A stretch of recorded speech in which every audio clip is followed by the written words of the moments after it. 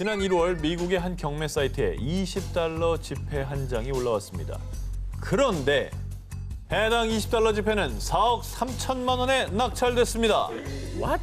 그러니까 약 2만 배의 가격에 낙찰된 겁니다.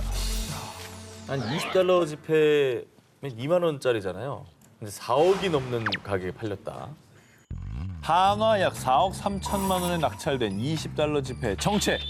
2003년 미국 오하이오주에서 한 대학생이 현금 지급기에서 출금하던 중 어? 뭐야? 잘못 인쇄된 건가? 인출한 $20 지폐에서 세계적인 청과 기업 델몬비의 로고를 발견한 건데요. 에? 과일 주스 라벨이 왜 저기다 붙여 있습니까? 이후에 이 대학생은 델몬비 로고가 새겨진 $20를 한 경매 사이트에 올렸고요. 7년 넘게 화폐를 수집해왔지만 지금껏 이런 화폐는 없었습니다. 2003년 당시 한 화폐 수집가에게 한화 약 1,110만 원에 거래됐고요. 이어 2006년에는 약 2,700만 원에 낙찰, 그리고 올해 무려 4억 3천만 원에 낙찰됐던 겁니다. 아니 어떻게 지폐에 스티커가 붙어 있을 수가 있죠? 그러니까 붙어 있는 상태로 인쇄가 된 건가?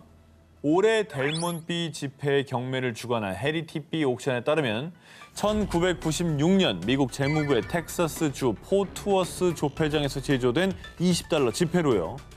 1년 번호가 찍히기 전에 이 스티커가 부착된 것입니다. 보통 지폐를 만들 때 이런 스티커 같은 장애물이 있으면 제조 과정 중에 떨어져 나가는 게 일반적입니다. 그런데 대체 어떻게 $20 지폐 델몬비 로고가 그것도 컬러까지 선명하게 박히게 됐고 또 까다로운 검수 과정을 거치고도 재무부의 지폐 승인 과정을 통과해 유통까지 됐는지는 여전히 미스터리라고 전해졌습니다. 여전히 그 미스터리를 풀지 못한 델몬비 지폐. 대체 로고 스티커는 어떻게 수많은 사람들의 눈과 기술을 피해 세상에 나오게 된 걸까요? 과학 상식을 파괴한 초자연상 19, 9위를 공개합니다. 강물을 집어삼킨 악마의 주전자. 이번에 소개해드릴 곳은요, 미국 미네소타주의 저지 매거니 주립공원에 위치한 불을강의 신비한 폭포, 일명 악마의 주전자입니다. 뭔데 이게? 도대체 왜 신비하다는 겁니까?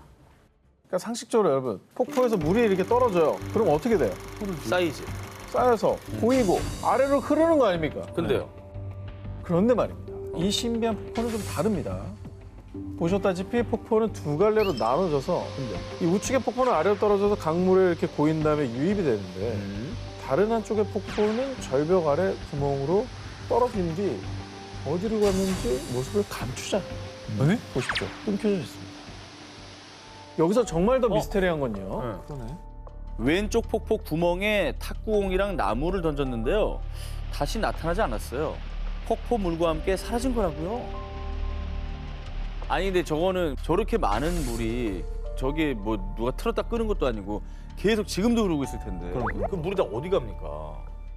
자, 그래서 폭포물을 집어삼킨 듯한 이곳은 일명 악마의 주전자라 불리며 과학자들도 풀지 못한 미스터리 스팟으로 유명세를 탔는데요.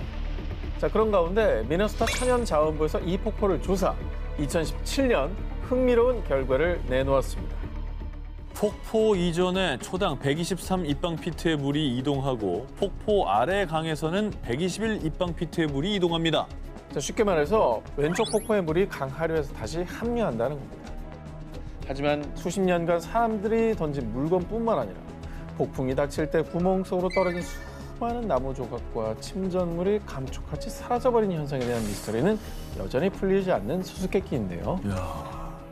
물건은 발견이 안 됐다 이거죠. 이 물은 합류가 됐지만 그러면 구멍 안에 뭔가 거대한 큰 동굴이 있어서 거기 아마 쌓여 있을 겁니다. 나도 그 생각을 했는데. 침전물이 쌓여 있는 거예요 지금. 근데- 나도 생각했는데 지금 폭풍이나 태풍 같은 거 올 때 나뭇가지들도 엄청 들어갔대잖아요. 그렇지. 그런 식으로 막혔으면 아예 저 구멍이 막혀서 더 이상 절로 물이 들어가지 않았겠죠.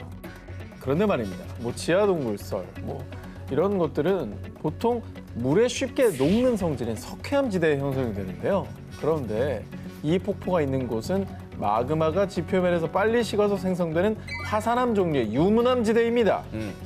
물에 쉽게 녹지 않아 거대한 지하동굴이 형성되기 어렵습니다. 유문함은 안 녹아요.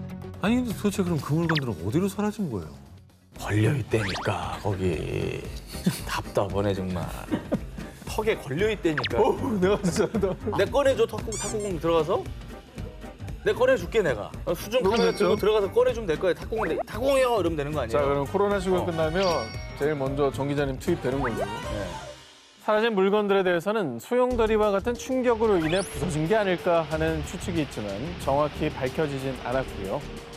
오랜 시간 쌓인 물건들이 잔해조차 발견되지 않은 건 이건 또 이해가 안 되는 거예요. 이상하죠. 게다가 왼쪽 구멍으로 흐른 폭포물이 강의 어느 지점에서 합류하는지 역시 밝혀내지 못했는데요. 자, 과연 물건들은 어디로 사라졌을까요?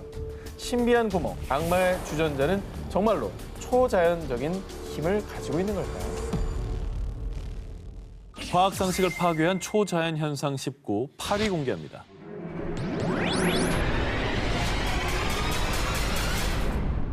아프리카 남서부 나미비아 공화국의 나미부 사막. 이곳의 원주민 킴바족 사이에서 전해지는 이야기가 있습니다. 그것은 독을 품은 땅속의 용이 숨을 내쉰 숨구멍이요. 마치 누가 컴퍼스로 그린 듯 지름 2m에서 15m에 이르는 수천 개의 원이 있는 나미부 사막의 페어리 서클입니다. 저게 이거 신기하다. 우리가 그 중동판 나스카 라인 빅서클에 대해서 소개한 적이 있는데 그거는 이제 정체불명의 인공 구조물이었는데 그렇죠. 이것도 그럼 혹시 누가 만든 거예요? 저거를 아닙니다. 나미부 사막의 페어리 서클은 마치 살아있기라도 하듯 비가 온 뒤 사막에 풀이 자라기 시작하면 그때 나타나는데요. 진짜? 기묘한 건 서클 안에는 그 어떤 식물도 자라지 않는다는 겁니다. 아, 저게 저렇게 돼 있어요? 가까이 보면. 그렇습니다. 아니 저 서클은 그냥 누가 선 그어놓은 것 같이 돼 있네. 무슨 구조물이 있는 게 전혀 아니네요. 근데 저게 풀도 안 잡는다는 거 너무 웃긴다. 자, 심지어 이 페어리 서클은 크기가 점차 커졌다가 다시 줄어들고 결국엔 사라져버리고 맙니다. 그럼 막 누가 뽑진 않았을 거야, 저 사막 한가운데. 페어리 서클이 생기는 이유가 도대체 뭐예요? 그러면? 자, 그동안 수많은 과학자들이 다양한 가설을 제기했는데요. 그중 유력한 첫 번째 가설, 바로 기후설입니다. 나미부 사막의 페어리 서클은 식물이 물을 얻기 위해 스스로 만든 패턴입니다. 2013년 남아공 케이프타운 대학의 마이클 크레이머 교수는요. 건조한 기후 속에서 부족한 물을 차지하기 위해 식물들이 치열한 경쟁을 벌인 결과 물을 공급받지 못한 식물이 시들어 죽고 사라진 것이라고 주장했습니다. 자, 근데 기후 때문이라고 하기엔 근거가 좀 부족한 게 네. 사막은 많거든요. 음흠. 그러니까 뭐 사하라 사막, 고비 사막 여러 사막들이 있는데 그렇지. 굳이 이 사막에서만 페어리 서클이 나타난다. 이거 믿기 어렵거든요. 자, 그래서 두 번째 가설을 보여드리겠습니다. 흰개미선. 예, 나미부 사막에 페어리 서클이 있는 곳에 항상 흰 개미가 있었습니다. 2013년 독일 함부르크 대학의 노르베르트 유르겐 교수는요. 흰개미가 식물의 뿌리를 갉아먹어 식물이 시들면서 아무것도 자라지 않는 페어리 서클이 발생. 그리고 흰개미가 점차 외부로 식물의 뿌리를 갉아먹어 나가면서 서클이 더 넓어진다고 주장했습니다. 야 이거는 그럴 수도 있겠네요. 이렇게 말하면. 흰 개미 때문에 집도 무너지고. 개미집도 크고. 네. 하지만 아직 단정하긴 이릅니다. 나미부 사막의 페어리 서클은 왜 하필 원형인지, 왜 원과 원 사이의 거리가 일정한지 정확한 이유는 밝혀지지 않은 건데요. 그리고 2014년 호주 아웃백의 사막에서도 나미부 사막과 유사한 페어리 서클을 발견. 어허. 독일 괴팅엔 대학교의 슈테판 게친 교수가 이를 조사한 결과 흰개미가 사막의 페어리 서클을 만드는데 직접 관여하지는 않았습니다.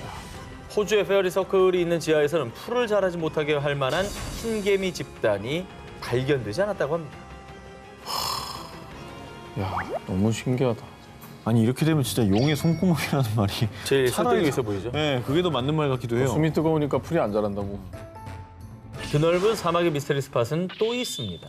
지난 5월 국제우주정거장에 체류 중이던 유럽 우주국 소속 프랑스 엔지니어 토마스 페스케가 일명 사하라의 랜드마크를 촬영해 SNS에 공개. 우주에서 이곳을 육안으로 볼 수 있다고 밝혔습니다. 바로 여기입니다. 이건 또 뭡니까? 우주에서 보면 마치 눈동자처럼 보인다 해서 일명 사하라의 눈이라 불리는 곳인데요. 저게 도대체 얼마나 크면 저렇게 보인다는 진짜 신기한 게 저게 우주에서 찍었는데 저 사이즈인 거면. 그렇죠. 와, 얼마나 큰 거야. 움푹 팬 원형 형태인데 지름이 무려 약 40km입니다. 여의도에서 인천공항까지의 거리와 비슷한 셈인데요. 워낙에 크다 보니 정작 현재에서 육안으로는 제대로 확인 불가. 자, 사람들은 사하라의 눈의 실체를 알지 못하다가요. 1965년 미국의 우주선인 제미니 4호가 우주에서 지구를 돌던 중 사하라 사막 서부의 모리타니에서 포착, 거대한 사라의 눈, 그 실체가 드러난 것입니다.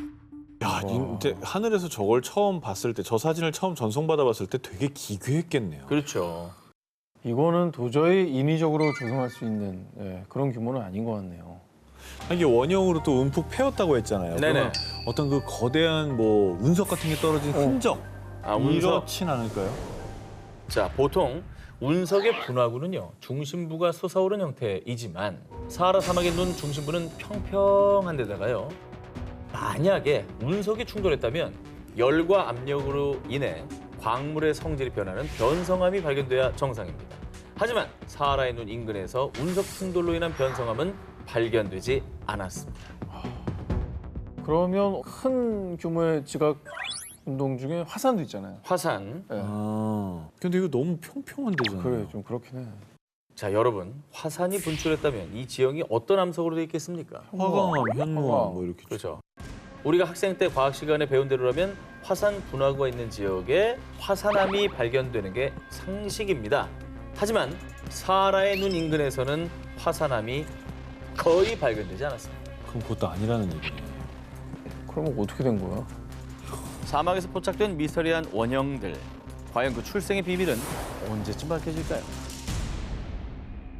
과학 상식을 파괴한 초자연현상 19, 6위를 공개하겠습니다. 이것이 떠밀려오는 바다? 두 기자님은 어딘가에서 보물선이 발견됐거나 돈 되는 뭔가가 널려 있는 곳이 있다면 어떻게 하시겠습니까? 일단은 가고 봐야죠. 구경은 하러 갈 것 같아요. 일단은 뭐 네. 주위 상황 좀 살펴야 되겠죠. 자, 그렇다면 두 분 다 지금 당장 남미로 떠나시기 바랍니다. 아, 남미. 남미? 아 근데 이거는 뭐 영화 같은 일이잖아요. 실제로 그런 일이 있어요. 베네수엘라의 작은 어촌 마을 구아카. 지난 9월 이후 구아카 해변의 모습은 이렇게 달라졌습니다. 어떻게? 뭐야? 왜 이래? 어우, 사람들 봐. 엄청 몰려가네. 이게 뭐 많다. 주민들이 구아카 해변으로 몰려든 이유. 지난해 9월 해안가를 산책 중이던 주민 라레스가 주운 이것 때문이었습니다. 뭐? 뭔가 반짝이는데 이게 뭐지? 라레스가 바다에서 주운 건 다름 아닌 보석. 보물선이네. 이후 라레스가 바다에서 보석을 주었다는 소식이 마을 전체에 퍼지면서 구아카의 주민 약 2,000명이 해변으로 몰려들었던 겁니다. 와, 뭐 진짜 바다에서 보석들이 떠밀려 온 거예요? 그러면 한두 개가 아니라? 라레스가 보석을 발견한 뒤로도 금반지, 은팔찌, 보석이 박힌 장신구 등이 발견. 대부분의 주민이 모두 일명 보물 찾기에 성공할 정도로 많은 양의 보물이 떠밀려 왔고요. 이 중 일부 주민들은 보석을 약 160만 원에 판매했다고 전해졌습니다. 그리고 갑자기 출처를 알 수 없는 수많은 보석이 해변으로 떠밀려 오자 사라진 해적선 속 보물이 분명합니다. 코로나로 힘든 걸 알고 신이 선물을 주신 겁니다. 아니, 한두 개가 아니고 수많은 보석이 떠밀려 왔다면 정말 보물선의 침몰 가능성을 염두에 두지 않을 수가 없네요. 그럴 수도 있습니다. 네. 자, 하지만 구아카 인근에서 배가 침몰했다는 기록은 그 어디서도 찾아볼 수 없었는데요. 그리고 결국 지난해 12월 미국 유명 일간지에서는요. 해변으로 떠밀려오는 보석 미스터리를 풀기 위해 한 보석 전문가에게 보석을 의뢰. 이 보석은 20세기에 가공된 것으로 당시 베네수엘라에서는 좀처럼 보기 힘든 고품질의 금으로 만들어졌습니다. 제조 시기, 장소 확인을 위해 추가적인 정밀 분석이 필요하지만 일단은 베네수엘라에서 만들어진 것은 아닌 것 같다고 전했습니다. 코로나 끝나면 바로 너다. 갈 데 많네요. 악마의 주인자에 눌러야지. 들어가신 다음에 주전자 들어가서 이제 뚜껑 하나 하나 꺼내서 SNS에 올리고 거리로 떠나겠습니다. 여러분, 공화나 전설이 아닙니다. 보석이 밀려오는 베네수엘라의 한 마을. 대체 이 보석들은 어디서 온 걸까요?